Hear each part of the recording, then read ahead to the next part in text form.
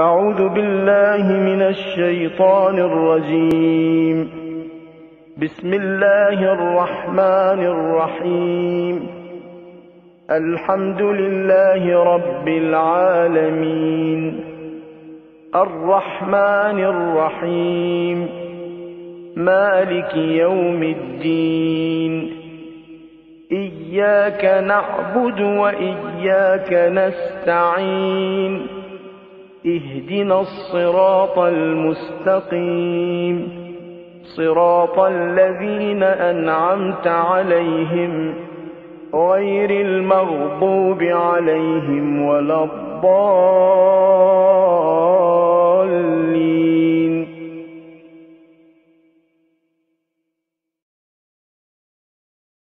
الله الرحمن الرحيم. الحمد لله الذي خلق الأرض والسماوات العلى وما بينهما وما تحت الثرى الذي قرب فشهد النجوى وبعد فلا يرى وله الحمد في الآخرة والأولى والصلاة والسلام على المبعوث إلى كافة الورى الذي دنا فتدلى فكان قاب قوسين أو أدنى وآله الطاهرين من كل ذنب وخطأ الصابرين في الشدة والرخاء المصابيح الدجى والصلاة الدائمة الزاكية النائمة على حجته الكبرى وآيته العظمى المهدي الذي ببقائه بقيت الدنيا وبيمنه رزق الورى وبوجوده ثبتت الأرض والسماء. أما بعد فقد قال سبحانه وتعالى بسم الله الرحمن الرحيم قد أفلح من تزكى وذكر اسم ربه فصلى بل تؤثرون الحياة الدنيا والآخرة خير وأبقى. صلوات.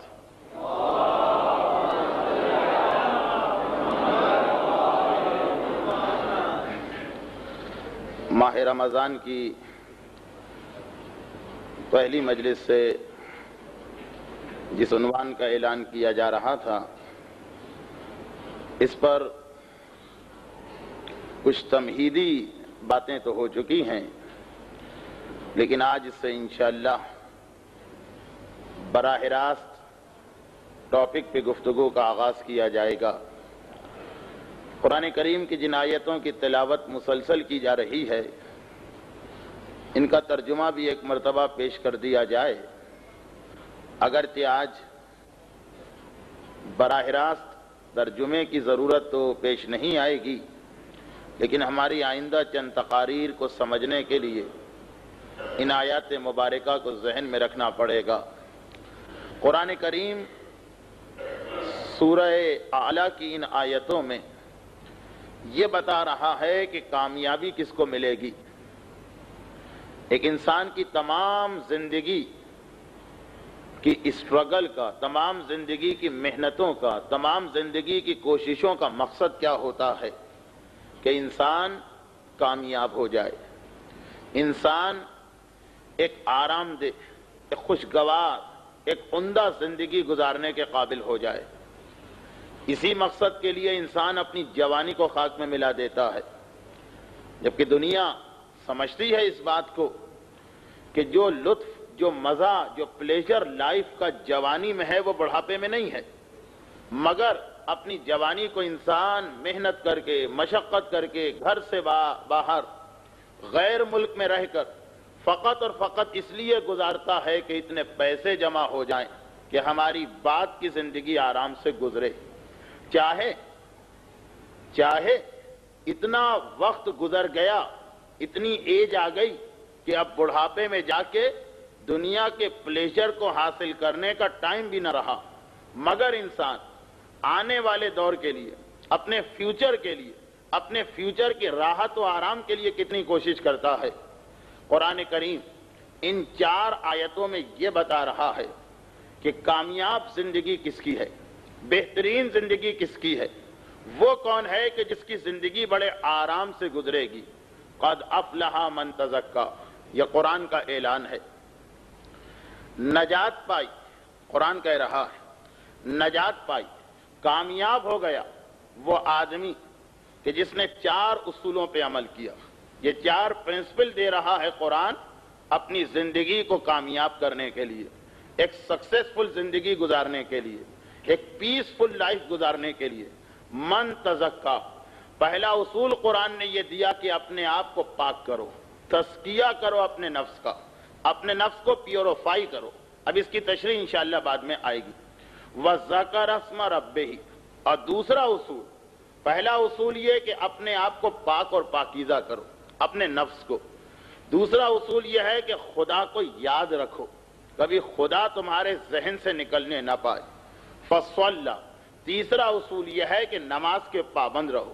اور چوتھا اصول، بل تؤثرون الحیات الدنیا والآخرۃ خیر وابقیٰ، چوتھا اصول یہ ہے کہ جہاں کہیں دنیا اور آخرت میں ٹکراؤ ہو جائے، دنیا اور آخرت ٹکرا کے رہ جائے، ایک ایسا کام تمہیں کرنا پڑ رہا ہے کہ یا دنیا لے سکتے ہو یا آخرت لے سکتے ہو، تو آخرت کو ہمیشہ پرائرٹی دینا، آخرت کو ہمیشہ ترجیح دینا، اس لیے کہ آخرت کی زندگی خیر، زیادہ اچھی بھی ہے وابقیٰ، اور زیادہ لمبی بھی ہے، ہمیشہ باقی رہنے والی۔ یہ 4 اصول اپنے ذہن میں رکھیے۔ جیسا کہ میں نے ترجمہ بیان کرنے سے پہلے عرض کر دیا تھا کہ ان کی ضرورت آج نہیں آئے گی، بعد کی تقاریر میں آئے گی۔ تو قرآن نے ایک عمدہ، ایک کامیاب، ایک سکسیسفل زندگی گزارنے کے 4 اصول ہم کو دیے۔ اس کے بعد پھر اسلام نے ہم کو یہ بتایا ہے کہ ایک انسان جب اس دنیا سے ٹرانسفر ہوتا ہے دوسری دنیا میں، جب وہ انتقال کرتا ہے یہاں سے آخرت میں، تو اس کے اوپر کیا گزرتی۔ سب سے پہلا مرحلہ جو موت کا مرحلہ کہلاتا وہ یہ ہے کہ ملک الموت انسان کے دروازے پہ آتا ہے، اور ملک الموت کے آنے کا مقصد کیا ہے؟ روح کو نکالنا۔ پہلی بات تو یہاں پہ اسلام نے ہم کو یہ یاد دلائی ہے کہ ایک اصول یاد رکھو کہ موت سے کوئی اپنے آپ کو نہیں بچا سکتا۔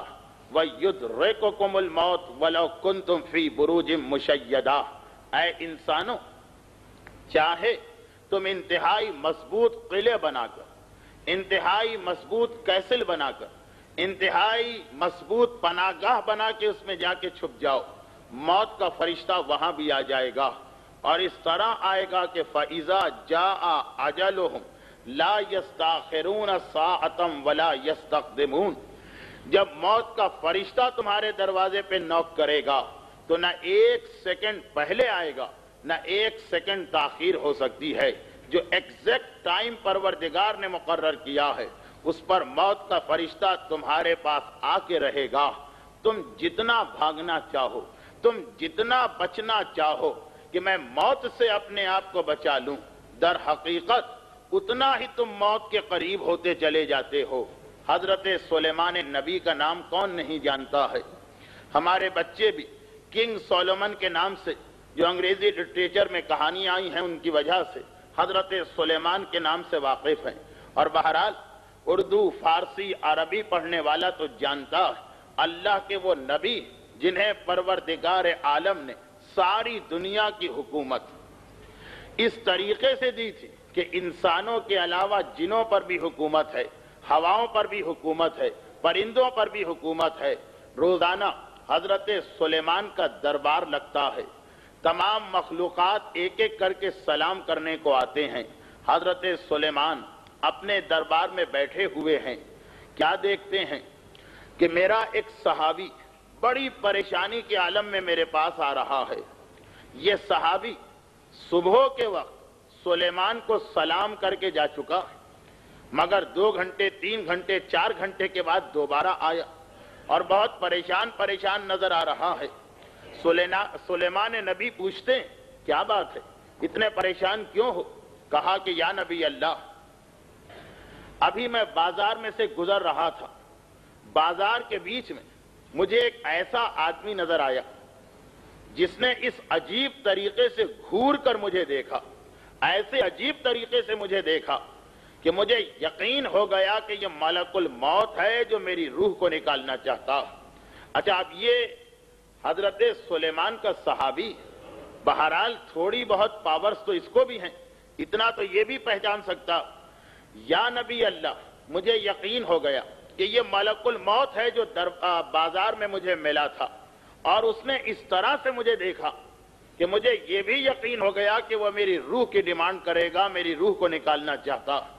یا نبی اللہ آپ میری ایک مدد کر دیجئے، وہ یہ کہ میرا ارادہ یہ ہے کہ یہاں سے بھاگ کر چلا جاؤں اور ایک ایسے جزیرے میں چلا جاؤں جو یہاں سے ہنڈریڈز آف مائل دور ہے، سینکڑوں میل دور ہے، ایسا جزیرہ جہاں پر آج تک کوئی جاندار نہیں پہنچا، انسان تو انسان، کوئی جانور بھی وہاں نہیں گیا ہے۔ حضرت سلیمان کا زمانہ دنیا کی ہسٹری کا بالکل پہلا زمانہ تھا، ایسی بہت سی بستیاں تھیں کہ جہاں کوئی انسان نہیں پہنچا تھا۔ یا نبی اللہ میں وہاں جانا چاہتا ہوں، آپ میری صرف اتنی ہیلپ کر دیجئے کہ سمندر کی لہروں کو حکم دیجئے کہ وہ میری کشتی کو تیزی سے بہا کے لے جائیں، ہوا کو حکم دیجئے کہ وہ میری کشتی کو تیزی کے ساتھ بہا کے لے جائیں۔ حضرت سلیمان نے بارگاہ الہی میں رجوع کیا، پروردگار نے اجازت دی کہ سلیمان اپنے اس صحابی کی خواہش کو مان لو، جیسا یہ کہہ رہا ہے ٹھیک ہے۔ حضرت سلیمان نے بھی کہا ٹھیک ہے، جا کے بیٹھ جاؤ کشتی میں، مگر یہ بتاؤ کہ تم وہاں جانا کیوں چاہتے ہو؟ کہا کہ یا نبی اللہ وہ جزیرہ ایسا کہ وہاں آج تک کوئی جانور بھی نہیں پہنچا، تو ملک الموت ایکسپٹ بھی نہیں کر سکتا، سوچ بھی نہیں سکتا، اس کے ایکسپیکٹیشن میں نہیں آ سکتا ہے کہ میں وہاں پہ ہوں گا، شاید اس طرح میری جان بچ جائے۔ خیر، سلیمان نبی کا آرڈر آ گیا ہواؤں کو، سمندر کی لہروں کو، تیزی کے ساتھ اس کو لے کے چلے جاؤ، بات ختم ہو گئی۔ اگلا دن آتا ہے، نیکسٹ ڈے، صبح کو دربار لگا، انسان، پرندے، جن، فرشتے سب ٹرن بائی ٹرن سلیمان کو سلام کرنے آنے لگے۔ اتنے میں حضرت سلیمان نے دیکھا کہ ملک الموت بھی میرے پاس آیا، سلام کیا۔ بہرحال ملک الموت کتنا ہی بڑا فرشتہ کیوں نہ ہو، نبی اور امام کے مقابلے میں کچھ نہیں ہے، سلام کیا۔ حضرت سلیمان نے دیکھا، یاد آ گیا، کہا اے ملک الموت ایک بات تو بتاؤ کہ کیا کل بازار میں تمہاری ملاقات میرے کسی صحابی سے ہوئی تھی؟ ملک الموت نے کہا کہ ہاں یا نبی اللہ، کل میں ایک کام سے اس بازار میں سے گزر رہا تھا کہ آپ کا ایک صحابی مجھے ملا۔ حضرت سلیمان نے کہا اتنا اور بتا دو کہ کیا تم نے اس کو بہت ہی عجیب طریقے سے دیکھا؟ کہا کہ ہاں یا نبی اللہ، مجھے حیرت ہو رہی تھی اس کو دیکھ کر، اور حیرت اس لیے ہو رہی تھی کہ میرے پاس کل صبح جو خدا نے مجھے آرڈرز دیے تھے ان میں ایک حکم یہ لکھا ہوا تھا کہ کل شام کو اس انسان کی روح کو ایک ایسے جزیرے میں جا کے قبض کرنا ہے جہاں آج تک کوئی انسان نہیں پہنچا۔ تو میں حیران تھا کہ یہ آدمی مثلا دن کو 10 بجے اس شہر میں آرام سے گھوم پھر رہا ہے، اس پر کون سی ایسی مصیبت آئے گی کہ یہ شام کو بھاگ کے وہاں پہنچ جائے گا؟ اور میں حیران تھا کہ یا نبی اللہ یہ صبح تو یہاں ہے، شام تک اس جزیرے میں پہنچ ہی نہیں سکتا، وہ آئی لینڈ ہنڈریڈز آف مائلز دور ہے، کیسے وہاں تک پہنچے گا؟ تو میں نے اس کو بہت حیران ہو کر دیکھا کہ یہ آدمی یہاں ہے، وہاں کیسے پہنچے گا؟ مگر یا نبی اللہ آپ اندازہ نہیں کر سکتے کہ میں کتنا حیران ہوا کہ جب میں شام کو اسی جزیرے پہ پہنچا تو میں نے دیکھا کہ وہ آدمی وہاں پہ موجود ہے، میں نے اس کی روح کو قبض کر لیا۔ حضرت سلیمان نے مسکرا کے کہا اے ملک الموت، کتنا ٹھیک کہا ہے کسی نے کہ جتنا کوئی آدمی تجھ سے دور بھاگتا ہے اتنا ہی وہ تیرے قریب ہوتا چلا جاتا ہے۔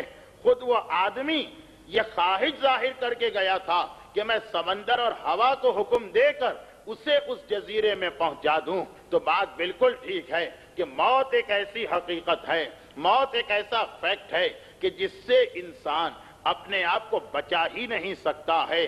جتنا کوشش کرتا ہے موت سے دور بھاگنے کی اتنا ہی موت کے قریب ہوتا چلا جاتا ہے۔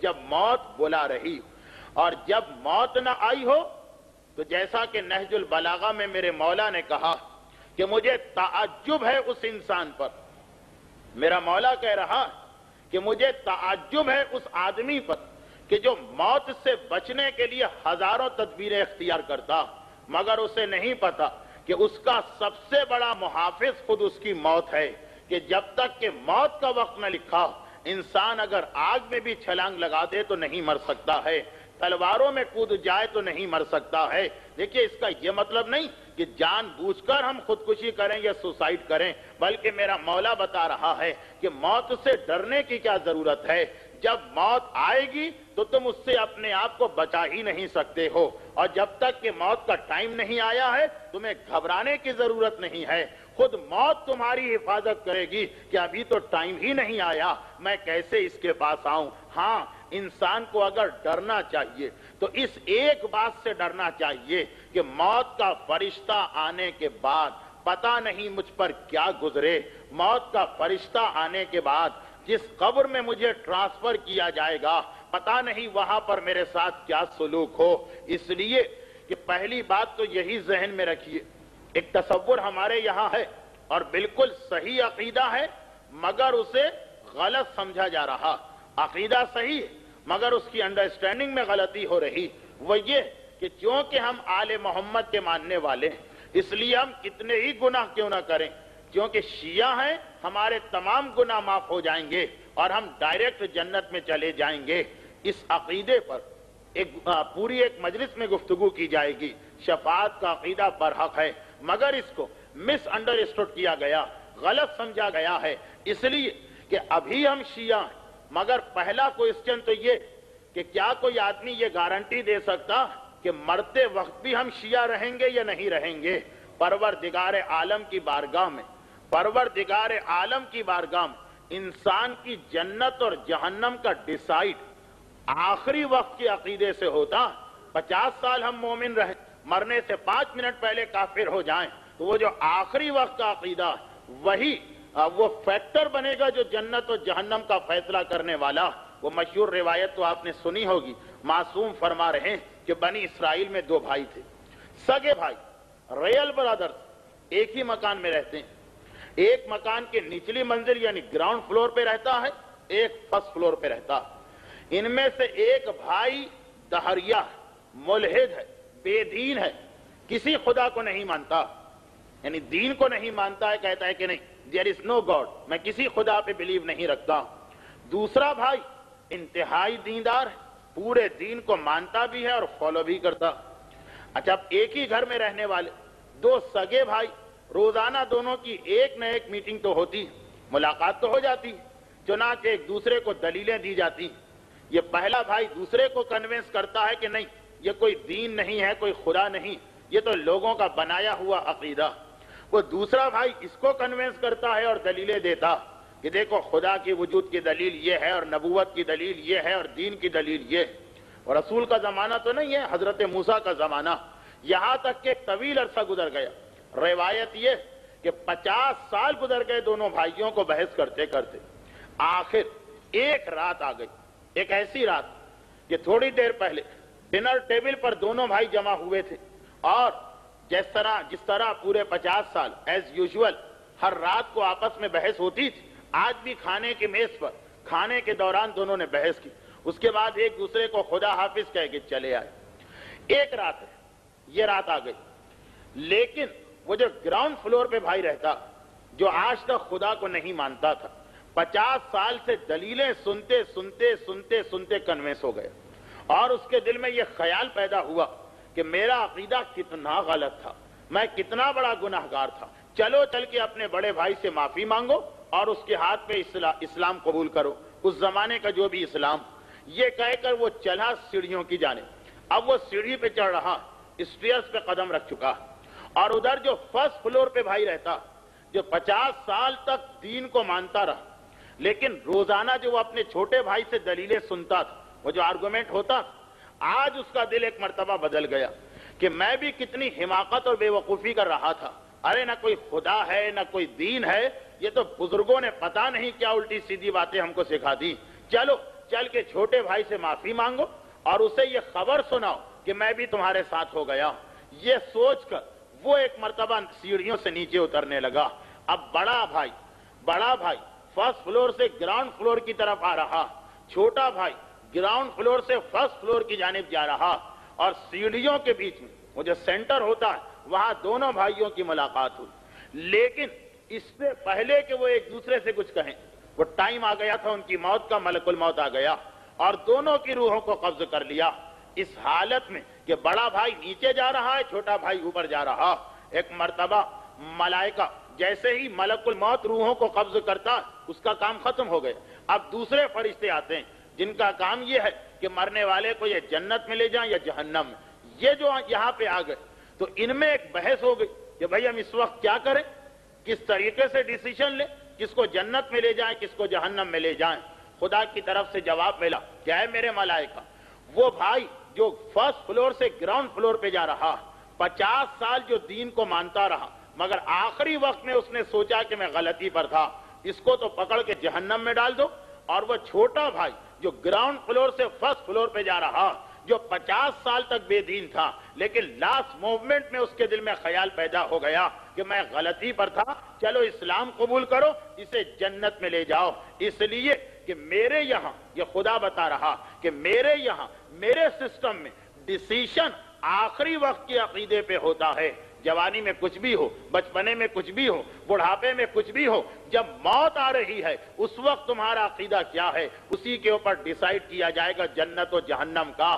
تو یہ روایت معصوم کی بتا رہی کہ 50 سال عبادت کرنے والا بھی آخری 50 سیکنڈ کی وجہ سے جہنم میں چلا گیا, اور 50 سال خدا کا مذاق اڑانے والا آخری 50 سیکنڈ کی وجہ سے جنت میں چلا گیا. تو پہلا سوال یہ پیدا ہوتا کہ ہم یہ یقین تو رکھتے ہیں کہ آج ہم شیعہ ہیں, آج ہم مومن ہیں, آج ہم 12 امامی ہیں, ہمیں کیا پتا کہ جب موت آئے گی تو اس وقت ہمارا عقیدہ کیا ہوگا. کیونکہ خود امام معصوم کا جملہ راوی ہمارے چھٹے امام صادق آل محمد امام جعفر صادق علیہ السلام کی زبان سے, چھٹے امام کی زبان سے ایک جملہ سن رہا, کیونکہ یہ راوی دعا مانگ رہا تھا, پروردگارہ مجھے نماز کی توفیق دے اور روزے کی توفیق دے اور جنت عطا کر اور دنیا میں فلاں نعمت دے. امام نے اس کی پوری دعا سنی. جب دعا ختم ہو گئی امام نے کہا کہ اے شخص, تو نے ساری دعائیں مانگی, یہ دعا کیوں نہیں مانگی کہ تیری موت ایمان کے اوپر آئے؟ کہا مولا وہ تو میں مومن ہوں, اس دعا کی ضرورت کیا ہے, میں تو ہوں ہی مومن, جو چیز آلریڈی خدا نے دی ہوئی اس میں دعا مانگنے سے کیا فائدہ. امام نے کہا کیا تمہیں پتا نہیں کہ ایمان ایسی چیز نہیں ہے کہ ایک دفعہ آ گیا تو مرتے دم تک رہے گا.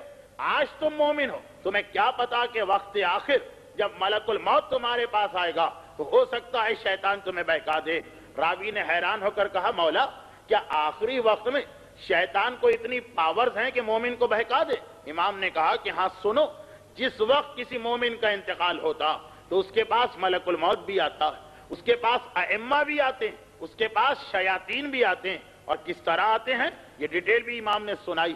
بس یہ آج اتنی ہی روایت آئے گی, اسی روایت سے میرا کل کا ٹاپک نکلے گا, بہت اہم روایت ہے. اور اسی روایت کے اینڈ پر وہ جو ایک مشہور دعا پڑھتے ہوں گے, دعائے عدیلہ. عدیلہ کا مطلب کیا ہے؟ عدیلہ کا مطلب یہ ہے وہ دعا کہ جو آخری وقت میں ایمان کو روکتی ہے, ایمان ضائع نہیں ہوتا. وہ دعائے عدیلہ کا مطلب یہی ہے کہ آخری وقت میں ہم شیطان سے اپنے آپ کو بچا لیں. تو پہلے روایت سن لیجیے, اس کے اینڈ میں معصوم نے دعائے عدیلہ بتائی. معصوم کہہ رہے ہیں سنو, مومن کی بات کی جا رہی, باقی کافر کس طرح مرتا ہے, مشرک کس طرح مرتا ہے, منافق کس طرح مرتا ہے, یہ فی الحال میرے ٹاپک سے باہر, مومن کی بات ہو رہی. معصوم کہہ رہے ہیں کہ سنو, جب کسی مومن کا آخری وقت آتا تو پروردگار ملک الموت کو حکم دیتا ہے کہ جاؤ اور اس کی روح کو نکالو. اچھا, اب ملک الموت چلتا, لیکن کچھ مومن ایسے ہوتے ہیں, امام کا یہ جملہ بہت توجہ سے سنیں, کہ کچھ مومن ایسے ہوتے ہیں, 5 مومن, کہ جب ان کی روح نکالنے کا حکم دیا جاتا تو ملک الموت ان کے پاس آتا, مگر ڈائریکٹ نہیں آتا, چوتھے آسمان سے سیدھا وہاں پہ نہیں آیا. پہلے ملک الموت جنت میں جاتا, جنت میں جو سب سے زیادہ خوشبو دینے والا پھول ہے اس کو توڑتا, اور اسے اپنے ہاتھ میں لے کے آتا. مرنے والا اپنے بستر پہ لیٹا, ملک الموت یہ پھول لا کے اس کی ناک کے قریب رکھ دیتا. اچھا ہماری آپ کی آنکھیں یہ نہیں دیکھ رہی. میں نے پرسوں بھی عرض کیا تھا کہ اگر ہم دنیا کے جانوروں سے اپنا کمپیریزن کریں, بہت سی چیزیں بلی دیکھ لیتی ہے, ہماری آنکھ نہیں دیکھتی. بہت سی چیزیں کتا دیکھ لیتا ہے, ہماری آنکھ نہیں دیکھتی. یہ ہیومن آئی, اس کی رینج, اس کی پاور بہت محدود ہے. بہت سی چیزیں اسی دنیا میں, کتنے ہی ایسے فینومینا جو جانوروں کو نظر آ جاتے ہیں, انسان کو نظر نہیں آتے. تو ہمیں پتہ نہیں چلے گا کہ کیا ہو رہا. معصوم کہہ رہے ہیں یہی تو ہے یؤمنون بالغیب, غیب پر ہم کو ایمان لانا.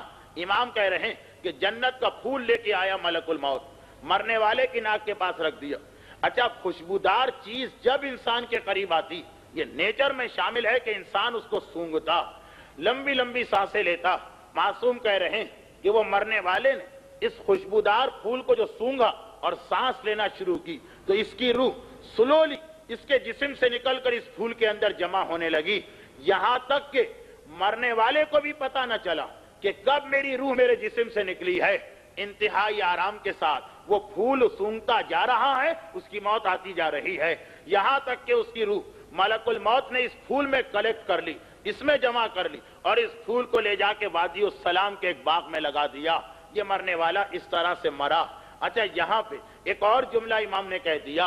امام نے کہا کہ یہ بھی ممکن ہے, یعنی یہ بھی پاسبل ہے کہ ہم اور آپ اس مرنے والے کو دیکھیں تو ہمیں ایسا لگے جیسے یہ بہت تڑپ رہا, جیسے یہ بہت تڑپ رہا, چیخ رہا ہے, پکار رہا ہے, ہاتھ پاؤں مار رہا. مگر امام کہہ رہے ہیں کہ یہ تم دیکھ رہے ہو, وہاں اس کو پتہ بھی نہیں چل رہا ہوگا, وہ تو پھول سونگتا جا رہا ہے اور اس کی روح نکلتی جا رہی ہے.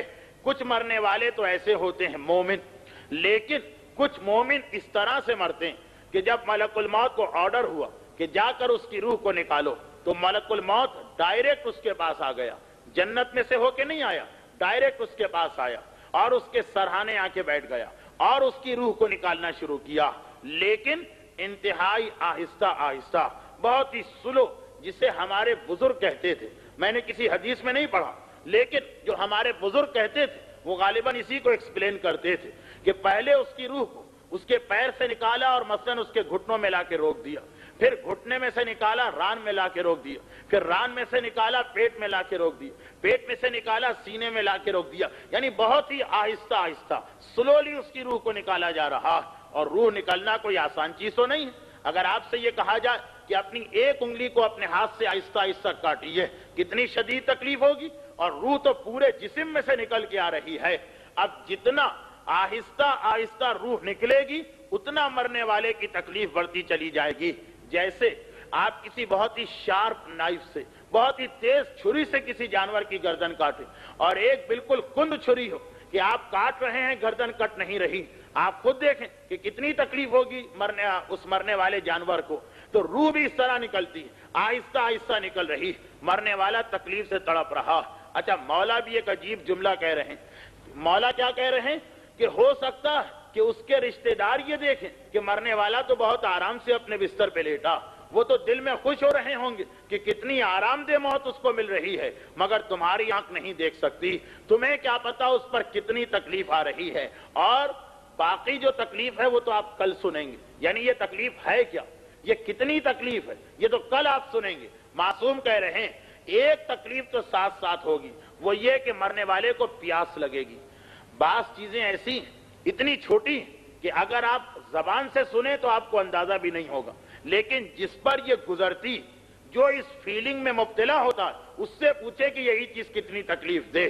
آپ کے جو ساتھی عرفات اور منی میں حج کے میدان میں ہو کے آئیں, اگر کبھی ان کو پانی کا پرابلم ہوا تو ان سے پوچھئے کہ چند منٹ پانی نہیں ملتا ہے انسان کی کیا حالت ہو جاتی ہے, کس طرح سے تڑپنے لگتا, ایسا لگتا ہے جسم میرا پھٹ کے رہ جائے گا, ایسا لگتا ہے میرا کلیجہ ٹکڑے ٹکڑے ہو جائے گا. کیونکہ میں تو سفر حج میں ہر سال مختلف مومنین کے جو آبزرویشنز ہیں ان کو دیکھتا ہوں, سنتا ہوں, ان کے ایکسپیریمنٹ کو اپنے پاس محفوظ کرتا ہوں. تو پیاس کا عذاب یعنی پانی کا عذاب, جب انسان کا گلا سوکھ رہا ہو اور اسے پیاس لگ رہی ہو, ارے یہی دنیا کی سب سے بڑی تکلیف ہے. معصوم کہہ رہے ہیں کہ مرنے والا ملک الموت بہت ہی سلولی اس کی روح کو نکال رہا, آہستہ آہستہ کر کے. باقی جو تکلیف ہے وہ تو مرنے والے کو ہوگی، مگر پیاس بہت لگے گی، ایسا لگے گا جیسے کلیجہ جلا جا رہا ہے آگ میں، گلا سوکھا ہوا ہے، زبان سوکھ کے چمڑا بن گئی ہے، پانی مانگ رہا ہے، اور اتنی بری حالت ہے، اتنی بری حالت ہے کہ معصوم نے کہا کہ یہاں تک کہ مرنے والا ملک الموت سے کہے گا، اے ملک الموت جلدی سے مجھے مار دے، جلدی سے مجھے موت دے دے تاکہ میری پیاس کی تکلیف تو ختم ہو۔ کون آدمی مرنے کو تیار ہوتا، کون آدمی اپنی خوشی سے موت کو فیس کرتا، مگر اندازہ کریں کہ اس آدمی کو کتنی شدید تکلیف ہو رہی کہ یہ ملک الموت سے کہتا ہے ملک الموت مجھے مار دے، میری روح کو نکال لے تاکہ میری تکلیف تو ختم ہو۔ مگر ملک الموت جب ایسے مومن کے پاس آتا تو وہ گونگا بھی بن جاتا ہے، بہرا بھی بن جاتا ہے، نہ بولتا ہے نہ سنتا ہے، وہ اپنے کام میں لگا ہوا۔ مرنے والا پیاس سے تڑپ رہا، یہاں تک کہ تڑپتے تڑپتے ایک مرتبہ کہتا ہے ارے ہے کوئی جو مجھے لا کے پانی پلا دے، ارے ہے کوئی جو مجھے پانی پلا دے۔ معصوم کہتے ہیں کہ اس کے وارثوں کو تو پتہ بھی نہیں، وہ تو بہت خوش ہے، ہمارا مرنے والا کتنے آرام سے مر رہا، کوئی تکلیف اس کو نہیں ہو رہی ہے، تمہیں کیا پتا کہ وہ کتنا تڑپ رہا ہے، پکار پکار کے کہہ رہا ہے۔ عین اسی وقت جیسے ہی اس کی پیاس اپنے پیک پر پہنچی، اپنے عروج پر پہنچی، اس نے دیکھا کہ میرے کمرے میں کوئی آدمی داخل ہوا جس کے ہاتھ میں پانی کا پیالہ، ٹھنڈا ٹھنڈا پانی۔ عربی کا ایک لفظ ہے التہاب، التہاب کا مطلب یہ کہ اگر آپ کسی چیز کی ڈیمانڈ کر رہے ہیں اور وہ آپ کے سامنے آ جائے، ایک مرتبہ خود بخود وہ خواہش اور بڑھ جاتی۔ انسان کو بھوک لگی، بہت بھوک لگی، لیکن کھانا آ گیا، خود بخود بھوک میں کئی گنا انکریمنٹ ہو جاتا۔ پیاس لگی، جب تک کہ پانی نہیں آئے گا پیاس اپنی حد میں رہے گی، لیکن اگر پیاسے کے سامنے پانی آ گیا اس کی پیاس اور بڑھ جائے گی۔ تو یہ آنے والا ایک کوزہ لے کے آیا، ایک پیالہ لے کے آیا، ایک باؤل لے کے آیا پانی کا، اور اس کے سامنے رکھ دیا، میٹھا پانی، ٹھنڈا پانی، اور مرنے والا پیاس سے تڑپ رہا ہے۔ ایک مرتبہ مرنے والے نے کہا کہ اے شخص ایک مہربانی کر دے اور یہ پانی مجھے پلا دے۔ اس آنے والے نے کہا کہ یہ میں تیرے لیے ہی لے کے آیا ہوں، یہ پانی تیرے لیے ہے، پی لے، مگر ایک کنڈیشن ہے میری۔ مرنے والے نے کہا کہ بھائی میں تو بالکل اس وقت مجبور ہوں، پاور لیس ہوں، میں تیری کیا کنڈیشن پوری کروں گا؟ پانی لانے والا کہتا نہیں نہیں، یہ تیرے اختیار میں ہے، تو میری کنڈیشن پوری کر سکتا، وعدہ کر کے میری بات مانے گا میں تجھے پانی پلاؤں گا۔ اچھا اب اتنا تڑپ رہا کہ ایک مرتبہ اس نے کہا ٹھیک ہے میرا وعدہ، میں تیری ہر بات مانوں گا، پانی پلا دے۔ کہا سن میری بات صرف اتنی کہ اتنا کہہ دے کہ اس دنیا میں کوئی خدا نہیں اور میرے آگے سجدہ کر لے، آنکھوں سے سجدہ کر لے، دل میں سجدہ کر لے، مگر مجھے اپنا خدا مان لے۔ اچھا یہ بات مومن کی ہو رہی ہے، میں نے پہلے ہی کہہ دیا کہ کافر مشرک منافق کی بات نہیں، مومن کی بات ہے۔ مومن کتنا ہی گناہگار کیوں نہ ہو، کیسے یہ پاسبل ہے کہ وہ کسی غیر خدا کو خدا مان لے؟ کہے گا کہ نہیں یہ تو میں مان ہی نہیں سکتا ہوں۔ وہ آنے والے نے کہا اچھا ٹھیک ہے، پھر دیکھ تجھے اور کوئی پانی نہیں دے گا، پانی خالی میں لے کے آیا ہوں، اور یہ کہہ کر وہ پیالے کو ٹیڑھا کرے گا۔ آہستہ آہستہ پانی گرنا شروع ہو رہا۔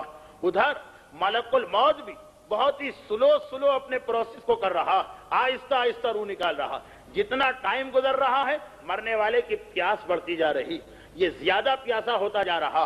ادھر یہ جو پانی لے کے آیا یہ پانی گراتا جا رہا، اور ہر ڈراپ کے گرنے پر کہتا ہے دیکھ یہ پانی اگر ویسٹ ہو گیا پھر تجھے پانی نہیں ملے گا۔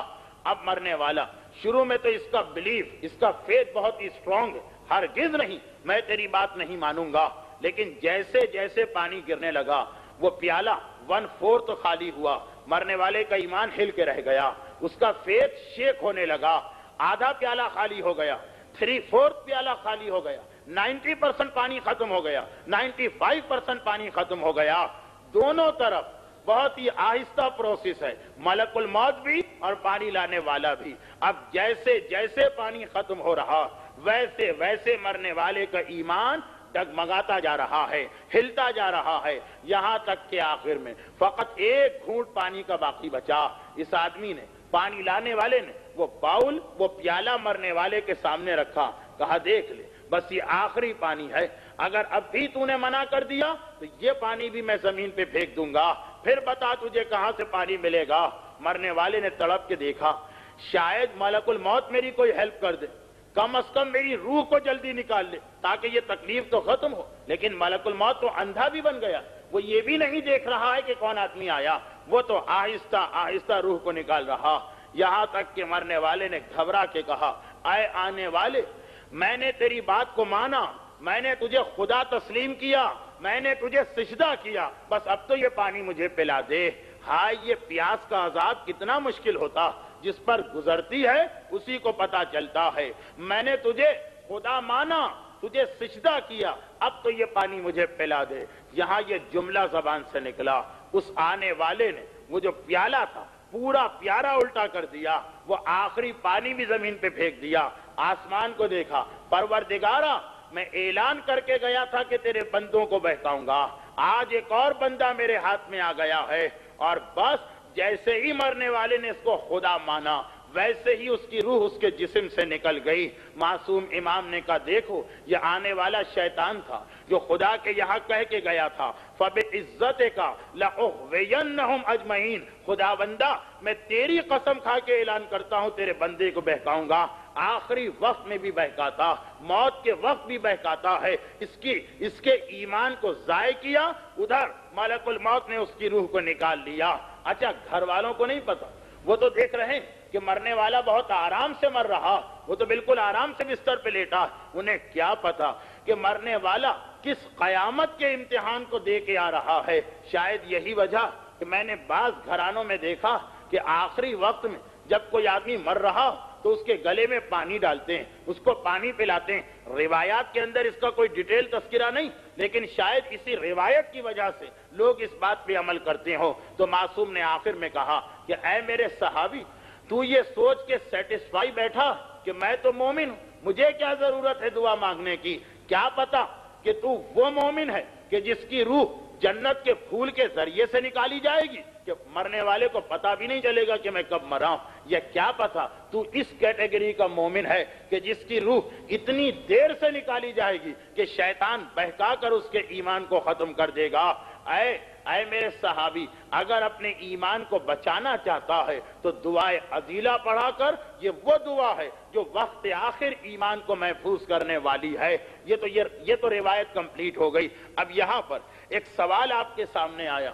یقیناً آپ کے ذہن میں ایک سوال پیدا ہوا جو میرے ذہن میں بھی پیدا ہوا، وہ یہ کہ بظاہر ایسا لگ رہا کہ شاید اس واقعے میں شیطان کی اتنی غلطی نہیں ہے معاذ اللہ جتنی خدا کی غلطی. بظاہر لوگ اعتراض کرتے ہیں کہ بھائی یہ دیکھیے خدا ہی نے تو ایک مصیبت میں ڈال دیا مرنے والے کو، ملک الموت نے کیوں اتنی سلو اس کی روح کو نکالا؟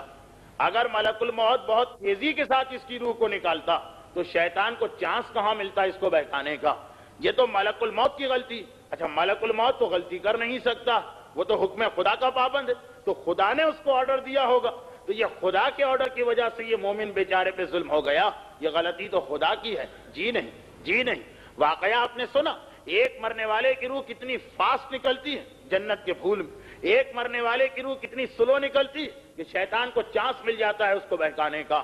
معصوم کا ایک جملہ اور سنیں، اس کی ڈیٹیل انشاءاللہ کل آئے گی. آج اتنی ہی گفتگو کافی ہے. آج بھی میں نے وقت تو آپ کا بہت زیادہ نہیں لیا، لیکن چونکہ 5 منٹ لیٹ مجلس شروع ہوئی اس لیے ذرا کچھ کم ٹائم میں مجلس ختم ہو رہی اور مسائل آج بھی نہیں آ سکے. انشاءاللہ کل سے مسائل کا سلسلہ دوبارہ شروع کیا جائے گا اور سوائے شب جمعہ کی مجالس کے ہر مجلس میں یہ سلسلہ رہے گا. آج میں پھر آپ سے معذرت چاہ لوں، صرف ایک جملہ اور سنیے اور مصائب کی منزل شروع. معصوم اس کے بعد فرما رہے ہیں کہ آپ اپنی موت کی تیاری ایسی کرو کہ تمہارا شمار پہلی کیٹیگری کے مومنوں میں ہو جن کی روح آسانی سے نکلتی. راوی نے حیران ہو کر کہا مولا یہ کیسے پاسبل ہے؟ عجیب جواب دیا امام نے. ڈیٹیل کل سنیں گے، فقط ایک سنٹنس آج. امام نے کہا یاد رکھو یہ جو روح جلدی نکلتی ہے یا سلو نکلتی ہے یہ خدا کا حکم نہیں ہے، یہ مرنے والے پہ ڈیپینڈ کرتا. جیسا مرنے والے کی پوری زندگی ہوگی یہ آپ کی پاسٹ لائف کے اوپر ڈیپینڈ کرتا. جیسی انسان کی پوری زندگی ہوگی اسی کے مطابق اس کی روح کا مسئلہ کہ جلدی نکلے یا سلو نکلے یہ ہمارے ہاتھ میں ہے، یہ ہمارے اختیار میں ہے. پھر معصوم نے بتایا کہ کچھ نیکیاں ایسی کہ اگر انسان ان نیکیوں کو انجام دیتا رہے تو اس کی روح بہت تیزی سے اس کے جسم سے نکلتی ہے. وہ نیکیاں کرتے رہو تاکہ جب ملک الموت تمہارے پاس آئے تو تمہاری روح جلدی سے نکالے. وہ جلدی روح نکالے گا تو شیطان کو چانس ہی نہیں ملے گا تمہیں بہکانے کا. اب وہ نیکیاں کیا ہیں جس سے روح جلدی نکلتی ہے؟ یہ چونکہ پوری ایک تقریر کا عنوان ہے اس لیے آج میں اس کو نہیں بتا سکتا. تو آج ہماری بات یہاں تک ہوئی کہ ملک الموت مومن کے سرہانے کس طرح سے آتا ہے. اب اس کے بعد کل کی مجلس میں وہ نیکیاں بتائی جائیں گی جس کی وجہ سے انسان کی روح بہت تیزی کے ساتھ کوئکلی اس کے جسم کو چھوڑتی ہے اور شیطان کو چانس ہی نہیں ملتا مومن کو بہکانے کا. ورنہ اگر مومن ذرا سا غافل ہو جائے تو پیاس کا ایک ایسا عذاب ہے جس کے ذریعے سے شیطان بڑے بڑے انتہائی اسٹرانگ فیت رکھنے والے کے فیت کو شیک کر کے رکھ دیتا. ایک ایسا مسئلہ واقعاً یہ بھوک اور پیاس کی تکلیف ایسی ہی تکلیف ہوتی ہے. کچھ سوچ کر ہی تو لشکر یزید نے پانی بند کیا تھا. معلوم تھا ہمارے مقابلے میں کتنا کیسا مومنوں کا لشکر ہے. پتا تھا کہ پیاس کی تکلیف ایک ایسی تکلیف ہے جسے کوئی برداشت نہیں کر سکتا, کوئی برداشت نہیں کر سکتا. پیاس کا اگر عذاب آ جائے تو اس کے بعد بڑے بڑوں کا عقیدہ ہل کے رہ جاتا. مگر میرا سلام ہو حسین مظلوم کے اس گھرانے پر جس کے چھوٹے سے بچے نے بھی یہ نہیں کہا کہ بابا آپ یزید کی بیعت کر لیجئے تاکہ ہم پانی کی اس تکلیف سے نجات پا لیں.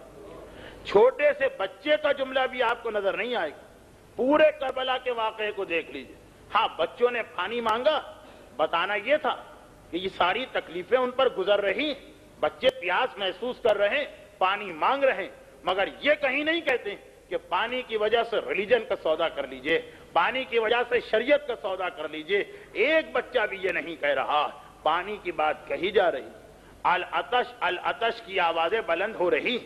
جہاں کہیں کوئی سہارا نظر آتا ہے بچے دوڑ کے جاتے ہیں, مگر یہ بات کوئی نہیں کہتا کہ پانی کی خاطر یزید کی بیعت کر لی جائے. لیکن ہاں پیاس تو لگ رہی ہے بچوں کو. اگر ہم یہ کہیں کہ بچوں کو پیاس ہی نہیں لگ رہی تو کربلا کے مصائب ختم ہو گئے. پیاس تو محسوس کر رہے ہیں مگر پیاس کی وجہ سے اپنا عقیدہ چھوڑنے کو تیار نہیں ہیں.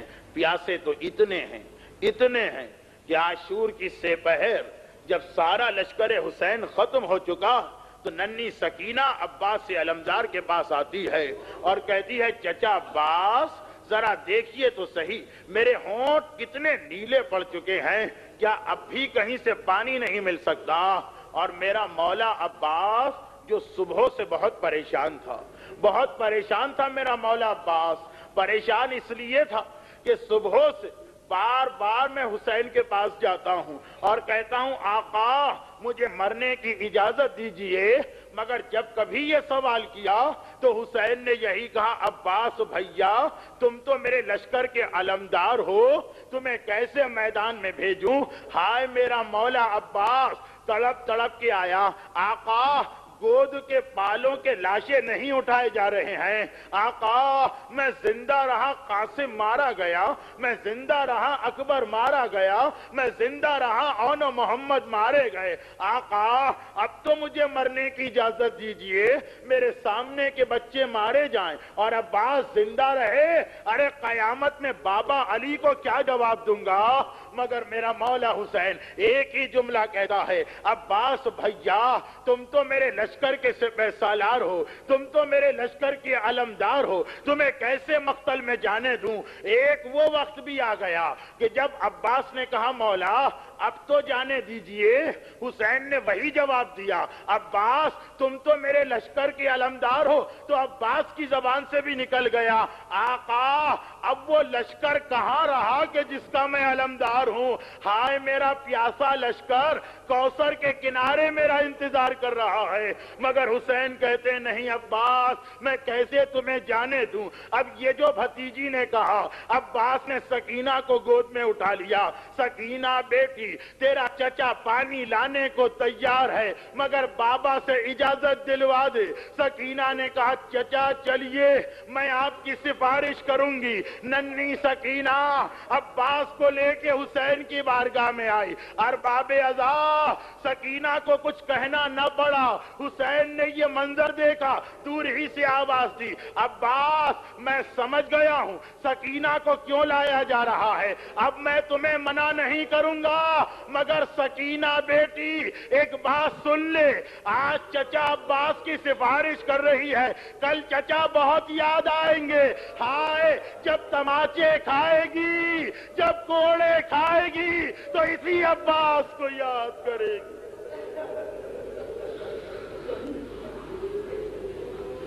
الا ولعنۃ اللہ علی اعدائہم اجمعین وَسَيَعْلَمُ الَّذِينَ ظَلَمُوا أَيَّ مُنْقَلَبٍ يَنْقَلِبُونَ۔ پروردگارا شہزادی سکینہ کی اس پیاس کا واسطہ کربلا کے شہیدوں، کربلا کے اسیروں اور کربلا کے یتیموں کے ان مصائب کا واسطہ آل محمد کے جملہ ماننے والوں، خصوصاً اس مجلس میں موجود مومنین اور مومنات کو دنیا اور آخرت کی تمام مصیبتوں اور پریشانیوں سے محفوظ فرما۔ پروردگارا میدان کربلا کے شہیدوں کے ان لاشوں کا واسطہ ہم سب کے خصوصاً مجلس میں موجود جملہ مومنین اور مومنات کے تمام مرحومین کی مغفرت فرما۔ پروردگارا ہمیں اگر ہم اپنی کسی کوتاہی کی وجہ سے عذاب قبر یا عذاب آخرت کے مستحق ہیں تو اپنی رحمت کا واسطہ، آل محمد کی شفاعت کا واسطہ ہماری ایسی تمام خطاؤں کو معاف فرما۔ پروردگارا ہمیں سیرت اہل بیت پہ چلنے کی توفیق عطا فرما اور ان مظالم کے انتقام کے لیے وارث محمد و آل محمد امام الزمانہ کے ظہور میں تعجیل فرما۔